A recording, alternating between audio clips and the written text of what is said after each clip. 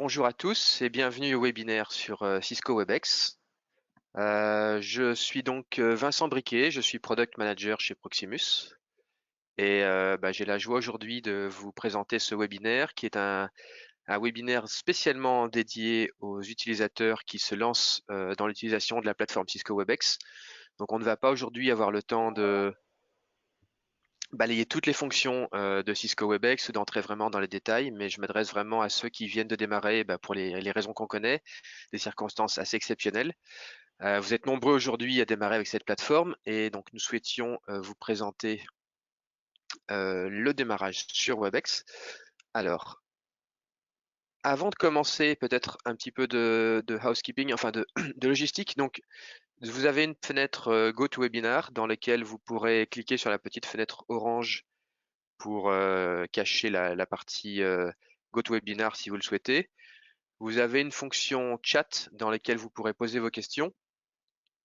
Alors pour des questions d'organisation, je vous propose qu'on essaie de répondre aux questions plutôt à la fin du webinaire. Donc les 30 premières minutes, on va faire la présentation et démonstration. Et puis on essaiera de prendre les questions et d'y répondre ensuite à la fin de la présentation de 30 minutes. Enfin, je voulais également vous dire que cette session va être enregistrée, que vous pourrez donc la revoir et la partager avec des collègues qui auraient éventuellement eu la malchance de louper la session. Par contre, évidemment, dans la session enregistrée, la possibilité de poser des questions en chat ne sera pas disponible. Alors, avec Cisco Webex, nous allons présenter l'outil. Nous allons également donner quelques conseils et astuces pour travailler de façon optimale. L'agenda pour aujourd'hui va être très simple. Je pense que la première étape pour tout le monde, c'est d'être capable de planifier une réunion. Donc, on va voir différentes façons de le faire. La première et je vais dire la plus facile, c'est la façon qui consiste à utiliser votre calendrier Outlook, puisque beaucoup d'entre vous utilisent Outlook. Et Webex dispose d'un petit plugin qui rend les choses extrêmement simples de planifier une réunion dans Outlook. Mais on verra également d'autres façons, donc il est possible également de planifier des réunions par une interface web, par exemple. Ensuite, nous verrons comment démarrer une réunion ou rejoindre une réunion. Ça, c'est extrêmement simple avec le fameux bouton vert Join Meeting, ou rejoindre une réunion si votre Webex est en français. On parlera un petit peu des réglages audio et vidéo. Ça peut paraître anecdotique, mais c'est vraiment la clé du succès pour une bonne réunion. Et puis, on terminera sur les différentes façons de partager son écran, partager une application. Alors, avant de passer sur la démo proprement dite, je souhaitais vous montrer un certain nombre de liens qui vont vous être extrêmement utiles. Alors si tout va bien, je vais pouvoir basculer sur mon browser web pour vous montrer ces liens en live. Je pense que ce sera encore mieux que de les voir sur un slide PowerPoint. Donc le centre d'aide, le lien pour télécharger Webex, des ressources qui viennent d'être mises en place par Cisco qui sont liées à la crise du Covid, donc pour vous donner vraiment des petits conseils pour démarrer rapidement, pour travailler à la maison, également des conseils pour travailler si votre connexion est lente, et enfin un lien pour vérifier l'état des lieux de la plateforme Webex. Le centre d'aide Webex, on va dire que ça va être votre roue de secours pour toutes les questions qui sont peut-être un peu plus pointues, qui vont vous demander d'aller fouiller un petit peu dans la documentation. Donc help.webex.com. C'est disponible en français, en anglais, en néerlandais, en bien d'autres langues encore. Et vous avez beaucoup de choses dedans. Vous avez notamment un guide de mise en route. Et sur ce guide de mise en route, j'espère que tout le monde voit bien mon écran, vous allez pouvoir cliquer sur Webex Meetings. Et donc dans ces pages Webex Meetings, vous allez retrouver vraiment tous les guides nécessaires pour démarrer simplement une réunion en tant qu'organisateur, en tant que participant, mais également des choses plus détaillées sur les différentes façons de programmer une réunion, de gérer des options diverses et variées au niveau de l'audio, de la vidéo et d'enregistrement, de partage, enfin à peu près tout ce qu'on va voir aujourd'hui, mais de façon plus détaillée avec des tutoriels, avec également des vidéos. Et puis il y a également une barre de search, de recherche qui va être vraiment très utile pour des choses un peu plus pointues. Le deuxième lien que je souhaitais partager avec vous, c'est comment télécharger Webex Meetings. Alors, il faut savoir qu'il y a deux applications qui sont séparées. La première, c'est l'application Webex Meetings elle-même, celle qui permet de participer à des réunions en tant qu'organisateur ou que participant. qui va également vous donner un petit widget à droite de votre écran avec la liste de vos réunions à venir et un bouton pour démarrer et planifier. Et puis, donc ça s'installe et ça se télécharge depuis cette page, sans droit admin sur votre PC.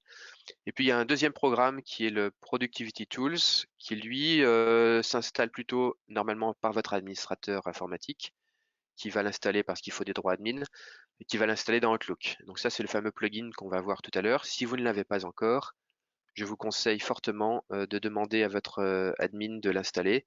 Et si vous avez les droits admin sur votre PC, vous pouvez aller le chercher vous-même. Il n'est par contre pas dans cette page download. Vous le trouverez dans la page de votre site Webex à gauche et ici dans Download. Et là, vous pourrez télécharger les Productivity Tools, qui est donc le plugin pour Outlook.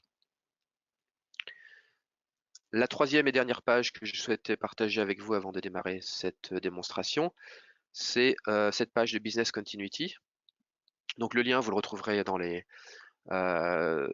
la présentation qui sera partagée et sur le mail qu'on vous enverra après ce webinaire pour vous remercier de votre présence. Donc pas besoin forcément de le noter maintenant. Par contre, ce qui est important, c'est que sur cette page, on a deux types de ressources, les ressources pour les IT admins et puis des ressources pour les utilisateurs finaux, comme a priori tous les participants à ce webinaire aujourd'hui. Et donc sur cette page, nous allons retrouver un peu tous les conseils que nous verrons aujourd'hui de façon très succincte. En une seule page, on a toutes les informations. On a un lien vers un petit PDF qui est ici en anglais, mais qu'on vous enverra aussi en français. Je pense même que vous pouvez le télécharger d'ores et déjà dans ce webinaire. Quelques petites vidéos, et puis on termine par également des conseils sur la façon d'être bien installé pour avoir une vidéo de qualité, pour installer son bureau à la maison, puisque je pense que vous êtes nombreux aujourd'hui à vous connecter depuis la maison. Voilà, donc toutes ces petites ressources très utiles sont ici compilées sur une seule page fournie par Cisco. Donc nous avons fini avec on va dire la petite présentation des ressources web. Je vais passer maintenant à la démonstration elle-même. Alors la première étape, ça va être d'organiser un meeting. Nous allons le faire depuis Outlook. Donc Outlook. Le principe de base, ça va être d'aller sur son calendrier comme vous feriez pour n'importe quelle réunion physique. Et imaginons que je veux organiser une réunion le 15 juin, ça tombe bien, l'agenda est relativement vide pour le 15 juin. Je vais donc choisir un créneau de 11 à 12.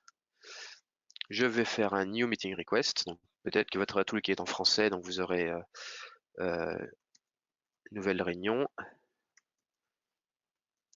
Je vais inviter quelqu'un, par exemple ma collègue Gonaëlle.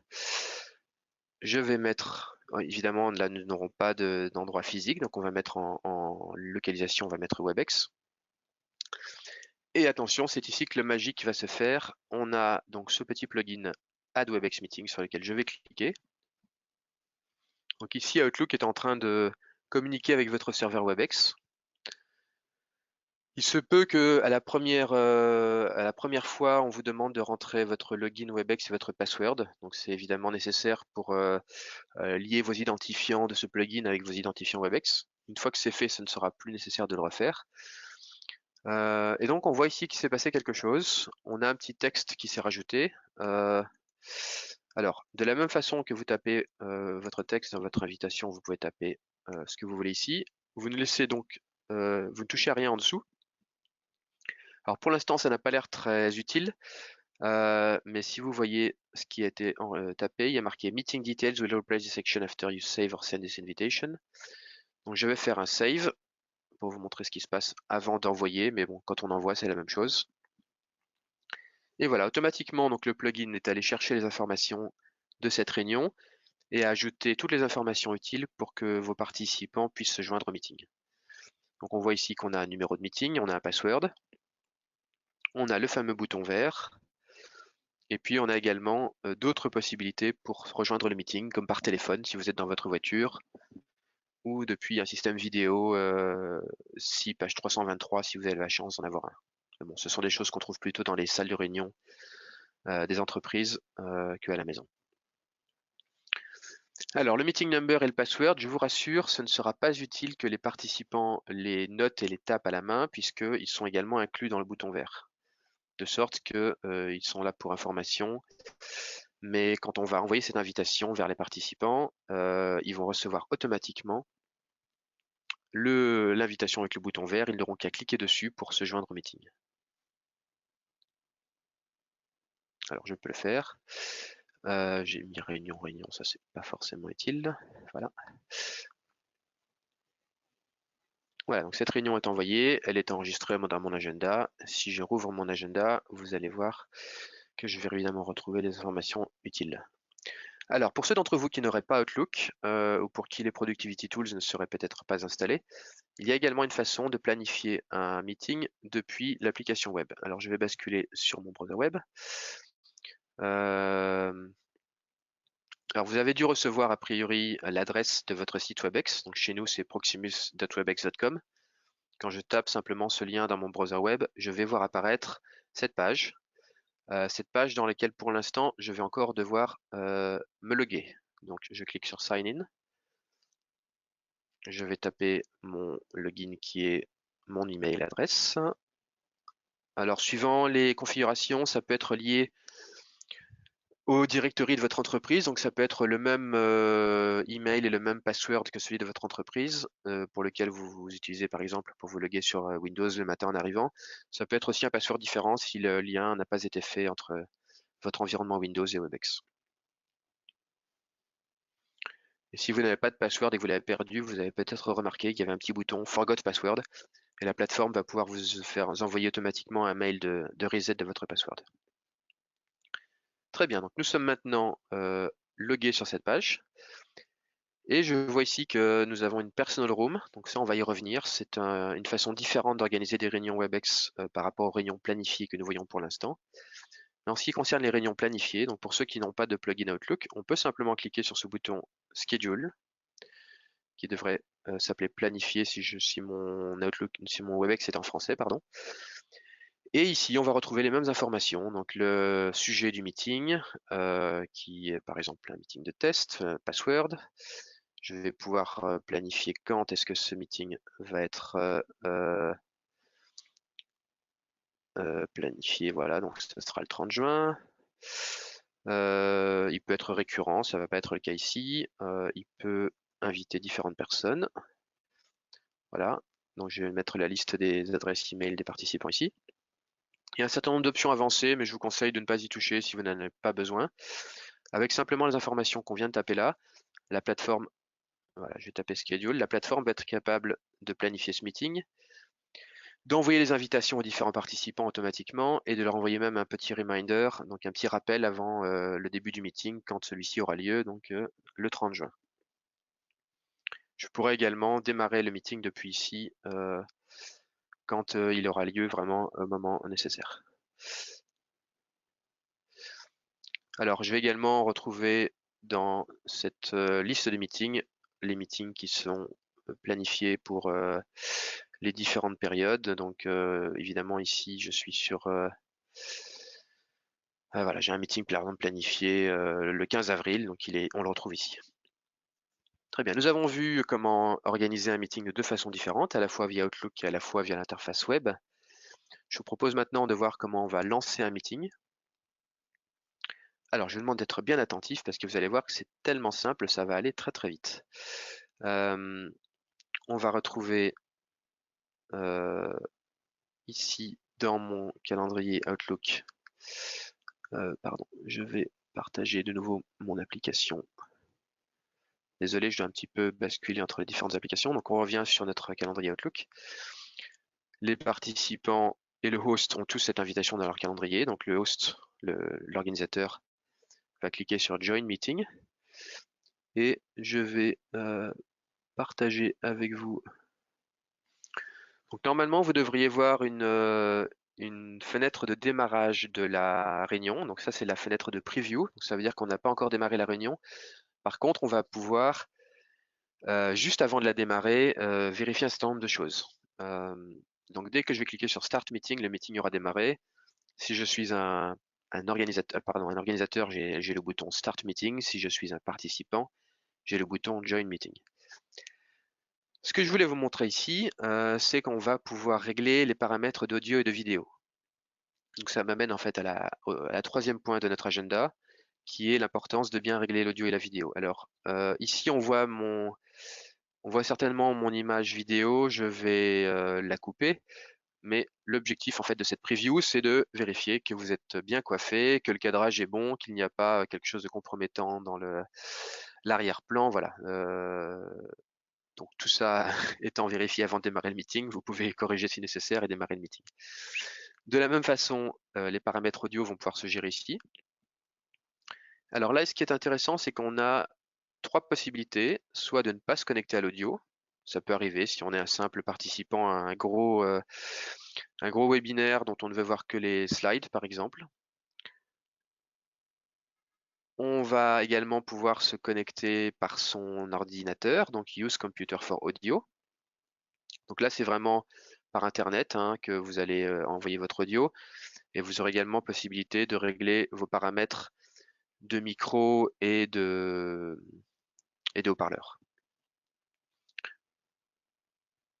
Et puis, bon, j'ai peut-être démarré un petit peu tôt, mais il y avait une troisième option dont je voulais vous parler, qui était la possibilité de se connecter en PSTN. Ne bougez pas, je suis en train donc de repartager mon écran. Voilà, donc désolé pour cette interruption. Donc on voit qu'on a effectivement trois options. La troisième possibilité, c'est de joindre l'audio par le téléphone. Donc on peut tout à fait avoir une réunion qui se tient avec les PowerPoint, les slides qui vont se dérouler sur votre écran. Et puis, si vous n'avez pas de casque audio, vous pourrez joindre la réunion par téléphone.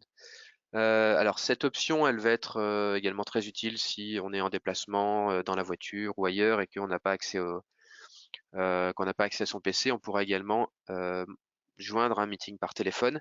Et je vais même vous le conseiller si vous avez un PC qui n'a pas de casque, par exemple. Donc ça, c'était un point sur lequel je souhaitais insister un petit peu.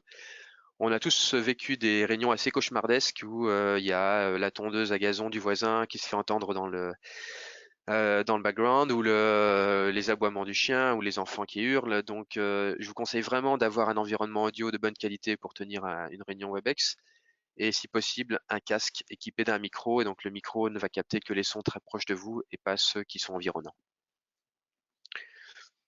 Donc si on utilise Use Computer for Audio, qu'on a ici démarré avec son casque, etc., on va pouvoir maintenant faire Start Meeting. Et donc là, on lance vraiment l'application WebEx. Ma fenêtre de réunion vient de se lancer, que je vais vous présenter rapidement toutes les options qui sont dedans.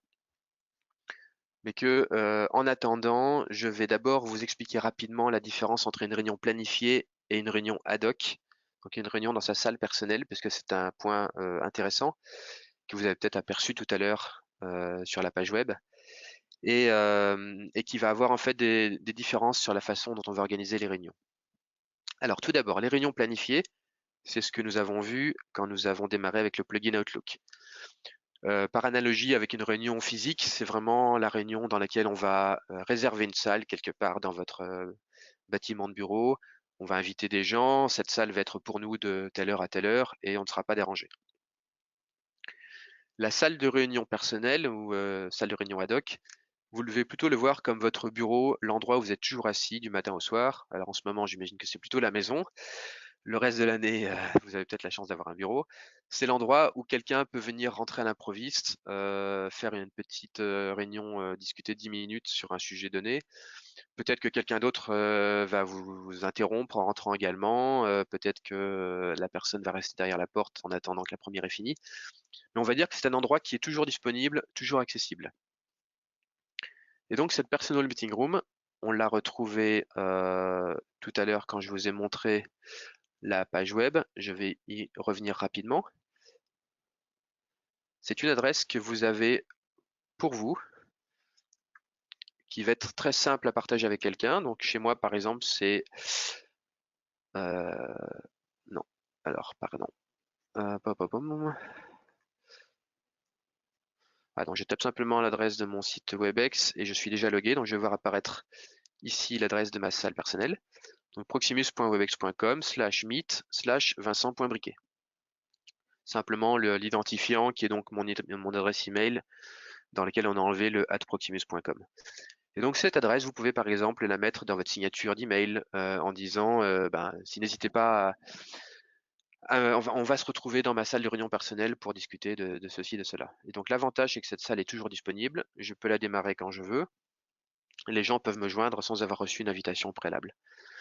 Vous l'aurez compris, il y a aussi des inconvénients. C'est-à-dire que si je la partage avec l'extérieur et que je suis en train d'avoir une réunion avec quelqu'un d'interne, quelqu'un de l'extérieur peut très bien rentrer dans cette salle de réunion personnelle à tout moment. Même si, heureusement, on a la possibilité de la locker. Donc de la même façon que vous pouvez fermer à clé la porte de votre bureau, vous pourrez aussi locker votre salle de réunion personnelle. Donc moi je vous conseille plutôt d'utiliser ça pour des réunions un peu plus informelles, plutôt avec des collègues internes, et je vous conseille d'utiliser les réunions planifiées plutôt pour des choses un peu plus formelles où la date et l'heure sont connues à l'avance, avec éventuellement des participants externes à votre organisation. Peut-être une exception à cette petite règle ou à ce petit conseil, c'est que si vous avez des réunions qui s'enchaînent de 9 heures à 10 heures, de 10 heures à 11 heures, de 11 heures à midi, les réunions planifiées ne pourront se lancer que quand vous avez terminé la précédente. Donc on va devoir fermer le meeting de 9 à 10 pour pouvoir démarrer le meeting de 10 à 11. Alors que l'avantage de la salle réunion personnelle, c'est qu'elle est toujours ouverte, toujours disponible. Et donc si vous enchaînez les meetings, vous pouvez rester dedans et accueillir les participants les uns derrière les autres. Si c'est le cas, je vous conseille de la locker pendant le meeting de 9 à 10. Comme ça, les participants vont arriver dans ce qu'on appelle le lobby et vont ensuite pouvoir être déloqués ou être admis dans votre salle de réunion personnelle au fur et à mesure. Très bien. Nous allons donc revenir à l'application WebEx elle-même, puisque je pense que c'est quand même aussi le plus important. Voilà, donc nous avons un certain nombre d'options. La fenêtre par défaut, c'est la fenêtre où vous avez vos participants à droite, le contenu au milieu, et vous avez un certain nombre de boutons ronds en bas qui sont des raccourcis, et toutes les options qu'on retrouve également dans le menu du haut. Le premier bouton à gauche, c'est pour se couper le son ou pas, donc très pratique si on veut parler à quelqu'un à côté de soi sans que tout le monde nous entende. Le bouton bleu ici, il va permettre peut-être de cacher la fenêtre des participants ou de la remettre. Le bouton avec la caméra va permettre de décider d'envoyer ou non l'image de sa caméra, pardon. Le bouton suivant va permettre de partager du contenu, on va y revenir. Le petit bouton avec le point rouge d'enregistrer le meeting, une fonction très utile si vous avez par exemple, comme en ce moment, un webinaire à présenter et ensuite à repartager. Alors on a deux façons de faire du recording, soit dans le cloud de WebEx, et donc là vous allez recevoir un lien avec l'endroit où se trouve le recording dans le cloud WebEx, soit vous pouvez préférer de télécharger directement sur votre PC le recording. On a une fonction de chat et on a encore d'autres options. À droite, nous avons les participants. Donc, pour l'instant, je suis le seul, mais sachez qu'il y a des fonctions très utiles, notamment la possibilité de faire mute sur quelqu'un. Donc, mute, ça veut dire qu'on va lui couper le son. C'est quelque chose qui arrive à peu près tous les jours. On a une dizaine de participants. On en a un qui a oublié de mettre son micro sur mute et qui a beaucoup de bruit derrière lui. Donc, on a la possibilité, en tant qu'organisateur du meeting, de décider qui on va muter. La personne pourra évidemment se démuter si nécessaire. On peut faire même mute all si on est en train de faire une grande présentation et qu'on ne souhaite que personne ne pose de questions ou vienne perturber l'audio. On peut également décider que dans une réunion, on est le seul à être présentateur, donc personne d'autre ne pourra partager du contenu. Ce n'est pas l'option par défaut. Dans l'option par défaut, maintenant, n'importe qui peut décider de se mettre à présenter du contenu. Alors, je vous invite à rester poli avec le présentateur principal et à ne pas venir lui écraser sa présentation si nécessaire. Mais sachez qu'il est également possible de changer les privilèges des participants au meeting, donc de leur enlever la possibilité de passer du contenu de façon impromptue. Et donc, à ce moment-là, on peut donc changer les privilèges. Mais si on veut leur donner la possibilité de présenter du contenu quand même, on fera change role to presenter. ce qui peut également se faire en prenant cette petite boule verte ici et en la passant aux autres participants. Nous avons vu l'ensemble des options, on va dire basiques, hein, qui sont liées aux participants et l'ensemble des boutons. Si vous avez encore un petit peu de courage et d'envie de vraiment utiliser toutes les possibilités de cette plateforme, je vais vous montrer maintenant le plus intéressant, qui est le partage de contenu. Donc une réunion où on peut se parler, où on peut se voir, c'est très bien. Une réunion où on peut partager autour d'un contenu qu'on est en train de voir ensemble, c'est encore mieux. Donc cette fonction très utile, Share Content, que vous allez retrouver soit par le menu du haut, soit par ce bouton ici, va nous permettre de partager du contenu. Alors partager du contenu, on peut partager soit son écran complet, ce qui est très facile, mais qui est un peu plus délicat au niveau de la vie privée, puisque on va voir tout ce qui arrive sur votre écran, y compris les pop-up d'email ou de Skype de vos collègues. Ou pour un peu plus de sécurité, on peut décider de partager simplement une application. Donc on peut partager un document Word, on peut partager un Outlook, un browser web, n'importe quoi. Une option également très utile, qui est assez récente dans Webex, c'est la possibilité d'optimiser le partage de contenu en fonction du type de contenu. Donc si vous partagez quelque chose de plutôt statique, comme du texte ou des images, ou un document PowerPoint, l'option par défaut conviendra très bien. Si par contre vous voulez partager une vidéo, YouTube ou autre, n'importe laquelle, je vous conseille de plutôt utiliser l'option Optimize for Motion and Video. Qu'est-ce que ça va faire? Ça va simplement privilégier le nombre d'images par seconde, donc on va avoir une image beaucoup plus fluide, au détriment de la résolution. Donc dans le cadre d'un texte ou d'une image, on privilégie vraiment la résolution. Dans le cadre d'une vidéo, on privilégie la fluidité de l'image. Et je vous garantis que ça fait une grosse différence quand on passe une vidéo, de bien penser à sélectionner cette option. Enfin, le dernier point que je voulais vous montrer, c'est donc la partie recording. Donc ça, c'est extrêmement simple. On va lancer Record, donc on peut faire Record on my computer ou Record in cloud. On lance le bouton Record et le meeting Recording is in progress. Donc tous les participants au meeting auront bien évidemment une petite notification, ça c'est pour des raisons d'atteinte à la vie privée, hein. Si on est enregistré, on doit savoir qu'on est enregistré. Donc là-dessus, il n'y a pas de souci, tout le monde sera notifié qu'il est enregistré. Je vais faire stop et le recording, l'enregistrement va être stocké dans le cloud de Cisco et je recevrai un petit email de la part de Cisco dans quelques instants m'indiquant que ce recording est disponible, que je peux le partager avec soit les participants du meeting, soit les personnes qui auraient peut-être manqué ce meeting et qui souhaiteraient donc y accéder par la suite. Je pense que j'ai fait le tour de l'ensemble des choses que je voulais vous présenter aujourd'hui. Donc on a vu,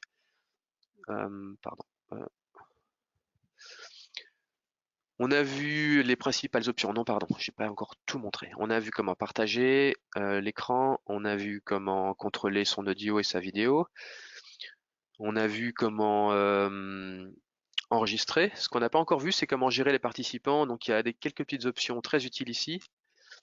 La première, c'est le Entry and Exit Tone. Donc ça, c'est coché par défaut. Donc on saura par un petit bip qui est en train de sortir et de rentrer de la réunion.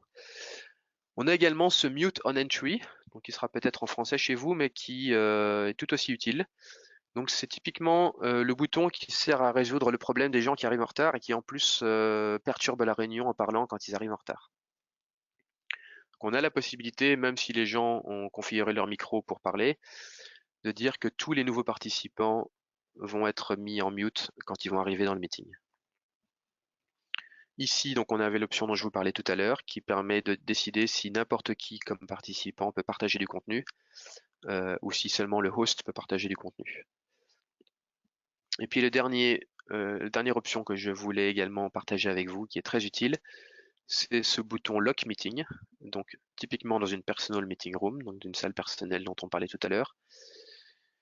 Une fois que j'ai locké le meeting, les nouveaux arrivants ne pourront pas rentrer directement. Alors je vous rassure, ils ne seront pas non plus bloqués à l'entrée. Webex est un peu plus poli que ça, donc ils seront admis dans une lobby, donc un petit vestibule en fait, dans lequel ils seront mis en attente.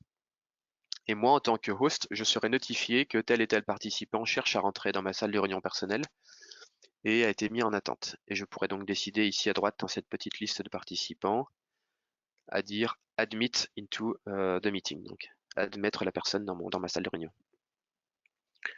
De la même façon, si j'ai une dizaine de participants dans un meeting en cours et que je souhaite avoir une aparté avec 3 ou 4 d'entre eux, je peux décider de repousser les autres dans la salle dans le petit vestibule, dans la lobby. Donc c'est une fonction qui est moins utilisée, mais qui pourrait arriver dans des réunions importantes où typiquement le management ne souhaite pas tout partager avec les participants, où on remet certains participants dans le lobby le temps de discuter de façon privée. Voilà, j'espère que ce webinaire et cette présentation vous ont plu. Pour ma part, je vais couper cette réunion WebEx et je vais revenir à mon application PowerPoint pour clôturer ce webinaire.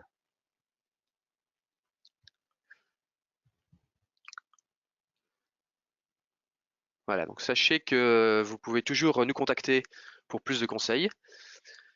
Donc mon adresse vincent.briquet@proximus.com. Mes collègues chez ClearMedia et Spire IT, si vous avez plus l'habitude de travailler avec eux, sont également à votre disposition.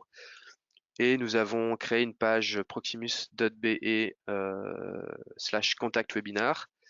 Vous trouverez sur cette page l'enregistrement de cette réunion pour pouvoir les réécouter et le partager avec vos collègues.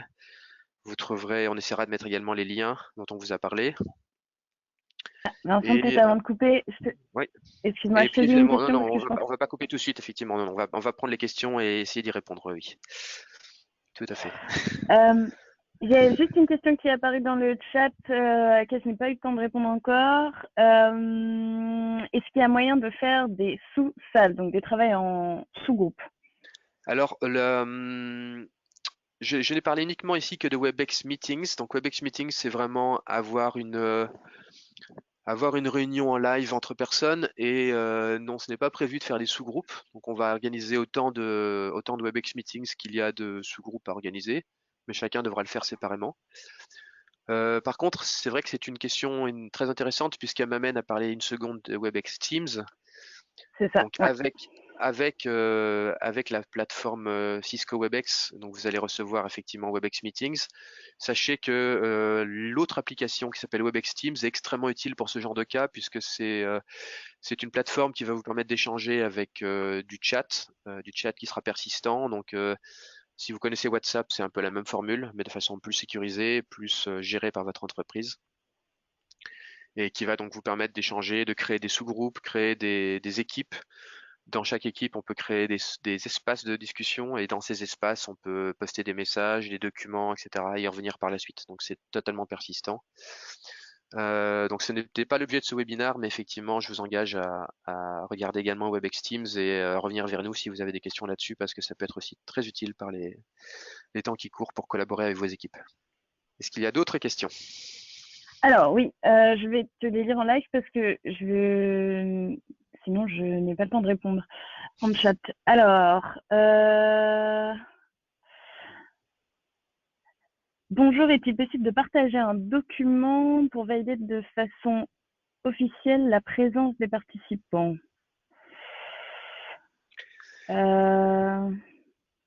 Alors Je suis en la train de... présence des participants, vous l'avez à droite dans la petite fenêtre qu'on a vue, le WebEx Meetings. Maintenant, il faut savoir que WebEx Meetings est plutôt dédié à des réunions entre collègues. Si vous êtes plutôt dans une optique de gérer des webinars, où on va dire qu'il y a la possibilité d'envoyer des invitations, de s'enregistrer, d'avoir la liste des participants qui ont accepté ces invitations, etc. Alors je vous propose d'utiliser un autre module qui s'appelle WebEx Event Center, qui est vraiment dédié à ça.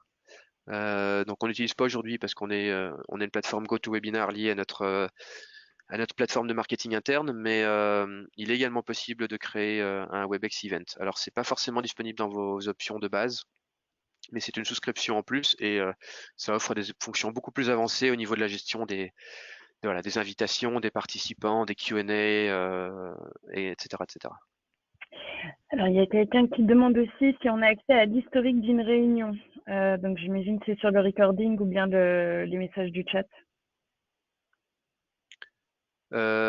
Effectivement, donc dans le recording, on va tout enregistrer, à la fois la vidéo, le son, le contenu qui a été partagé, et je ne veux pas dire de bêtises, mais je pense que le chat est aussi enregistré. Oui, la limite du nombre de participants par réunion. Alors, la limite du nombre de participants par réunion, ça va dépendre des souscriptions. Donc, je pense que pour les clients qui sont encore en mode essai gratuit, on est limité à 200 participants par réunion, ce qui est déjà pas mal. Dans la souscription payante standard, Webex Meeting Center, ce sera 1000 participants. Et pour des events, on peut même monter à 3000. Et si vous avez encore des besoins plus avancés, on peut coupler Webex avec des solutions tierces comme Vbrick ou comme même Facebook Live pour aller joindre le monde entier. Il y a quelqu'un qui te demande si tu peux remontrer l'outil d'annotation de documents. Montrer l'outil d'annotation de documents. C'est vrai que je n'ai pas montré ça. Pour être honnête, je ne l'utilise pas souvent et je ne sais pas si je pourrais le montrer en live. Non, je suis désolé, je vais pas pouvoir le montrer maintenant parce qu'il faudrait que je planifie ça un peu plus. Mais je pense qu'on va retrouver ces fonctions dans l'aide que j'ai partagée au début, le help.webex.com. Ah, Encore dernière d'autres question, questions? j'avais vu invitation. Oui, est-ce qu'il est possible de recevoir l'invitation par Gmail? Alors Gmail, si on est sur un Gmail grand public et qu'on a invité quelqu'un simplement comme participant, oui, tout à fait, hein, la plateforme, que ce soit avec le plugin Outlook ou que ce soit avec la planification de réunion par l'interface web, dans les deux cas, toutes les adresses email vont recevoir une invitation par mail. Et je ne sais pas si la question est plutôt liée à G Suite, donc le Google for Enterprise, où le Gmail va être un peu différent. Mais je pense qu'il est également possible de lier le calendrier, donc le Google Calendar, avec Webex et de gérer ses invitations dans son calendrier Google Calendar et de recevoir ses confirmations dans le Gmail for Enterprise. Mais je dois avouer que je n'ai jamais testé ni mis ça en place personnellement. Je vous invite à nous contacter alors en privé et on regardera avec nos ingénieurs ce qu'on peut faire comme intégration avec votre G Suite si nécessaire. Mais en tout cas, sachez que pour tous les mails, on va dire grand public, Hotmail, Gmail, etc., sont tout à fait supportés, bien sûr. Ah, il y a une question sur le GDPR, savoir si Webex est conforme en termes de protection de données. Ah, effectivement, c'est une bonne question. Donc, au niveau contractuel, le client qui souscrit l'option Webex souscrit en fait, même si on passe par Proximus pour la partie administrative, facturation, etc. Le client rentre dans un contrat avec Cisco et Cisco garantit la conformité avec GDPR. Donc, quand vous allez vous loguer pour la première fois ou installer l'application, vous allez devoir accepter les terms and conditions qui renvoient à toute la privacy documentation de Cisco. Et Cisco, effectivement, documente ça de façon très détaillée. Ils ont un Trust Portal, donc trustportal.cisco.com, je pense, dans lequel on retrouve toutes ces informations. Et donc, même si certaines données peuvent être hostées aux États-Unis, elles sont compatibles, enfin, on est compliant avec GDPR. Et maintenant, on a des nouvelles options pour hoster les données également en Europe, donc c'est assez récent, mais on peut s'assurer que tout va rester en Europe également. Ok, une dernière question qui vient d'être postée également. Peut-on joindre des participants en leur téléphonant via le réseau PSTN? Et peut-être avant de répondre, parce que j'ai eu sur le chat aussi la question de ce que c'était le PSTN, donc peut-être rappeler ce que c'est le PSTN et ensuite répondre à la question. Tout à fait. Donc ce qu'on appelle PSTN, alors parfois sur les documentations Proximus, vous verrez PSTN comme étant l'équivalent de la ligne téléphonique personnelle que vous avez à la maison. De façon plus générale, ce qu'on appelle le réseau PSTN, c'est le réseau téléphonique classique, hein, dans lequel vous avez votre GSM, votre téléphone fixe, votre centrale téléphonique au bureau, donc tout ce qui a vraiment un numéro qu'on peut joindre comme un téléphone. Et donc, on ne peut pas, depuis la réunion Webex, appeler quelqu'un. Par contre, on peut tout à fait, il faut voir vraiment Webex comme étant une salle de réunion dans laquelle les gens vont rentrer. Et donc, on peut partager avec n'importe quel participant un numéro géographique. Donc, il y a des numéros géographiques dans plus de 56 pays qui sont inclus gratuitement avec votre souscription. Ce n'est pas une option supplémentaire. Et donc, en fait, chaque réunion a possibilité d'être joint uniquement par le réseau téléphonique avec le numéro téléphonique pour joindre le bridge, le pont téléconférence. Ensuite, un numéro qui correspond à la réunion elle-même, qui est un numéro avec plusieurs chiffres. Et puis, si la personne est également connectée à son WebEx pour le partage de contenu, pour la vidéo, qu'il est déjà connecté, il va recevoir également un attendee code qui va permettre de lier l'audio du PSTN avec le participant déjà connecté à WebEx. Alors, dans certaines options avancées de votre souscription, vous avez également la possibilité d'avoir du Call Me Back ou des numéros géographiques, des numéros 0800 gratuits. Ça, ce n'est pas une option standard, mais c'est une option qui peut être achetée séparément. Et donc, dans ce cas-là, les participants auront deux autres possibilités, soit de dire au moment où je me connecte à la salle de réunion, merci de me rappeler sur tel téléphone. Et donc là, c'est la plateforme qui vous rappelle, mais ça reste encore à l'initiative du participant qui se connecte. Ou alors de se connecter avec un 0800 si on s'adresse à une population qui n'a pas envie d'appeler un numéro géographique. Quand je dis zéro géographique, je parle par exemple d'un 02, hein, donc c'est pas des numéros surtaxés, mais c'est des numéros qui sont des lignes fixes au tarif classique.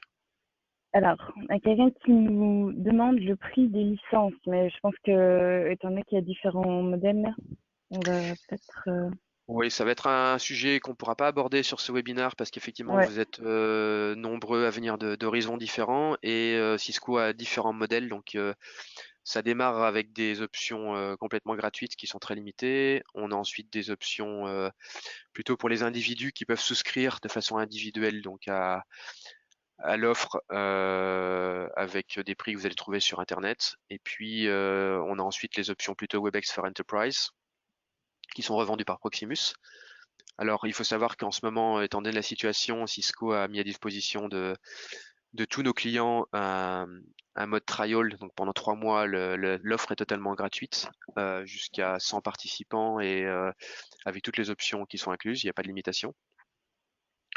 Au-delà des 3 mois, donc, ce sont des offres payantes qui vont dépendre du nombre d'utilisateurs de l'entreprise et qui seront faites sur mesure. Il faut savoir que ces offres entreprises ont beaucoup d'avantages par rapport aux options individuelles ou aux options gratuites, et notamment le fait qu'elles sont gérées par l'IT de l'organisation, qui va pouvoir lier les différents utilisateurs à votre IT interne, qui va pouvoir contrôler tous les aspects sécurité, qui va pouvoir mettre ce nombre de choses en place qui ne sont pas possibles avec les options individuelles et gratuites.